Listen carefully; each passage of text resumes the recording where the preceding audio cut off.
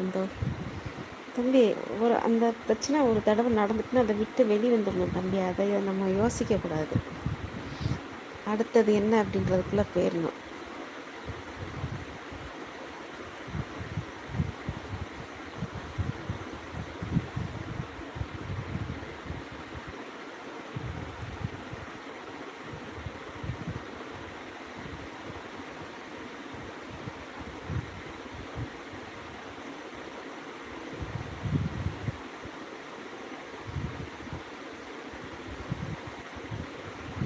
என்னாச்சு 345 அதுமாரி கையேந்திரவங்களும் பிச்சைக்காரங்களும் கிடையாது தம்பி. ஒருத்தரோட சந்தர்ப்ப சூழ்நிலை அந்த மாதிரி இருக்கும்.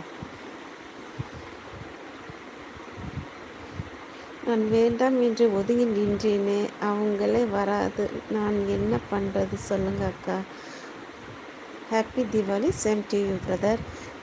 தம்பி நான் ஒன்று சொல்லட்டா, ஒரு பிரச்சனை ஒருத்தவங்க சரியில்லை அப்படின்னா நீங்கள் ஒரு ரூட்டு சரியில்லைன்னா அடுத்த அந்த ஸ்ட்ரீட்டை விட்டு நம்ம அடுத்த ஸ்ட்ரீட் போயிடுவோம்ல, அந்த மாதிரி நீங்கள் ஒதுங்கி போயிடணும். நம்ம அவங்கள ஆர்கியூமெண்ட் பண்ணியோ எதுவுமே பண்ணக்கூடாது. அப்புறம் அவங்களுக்கும் நம்மளுக்கும்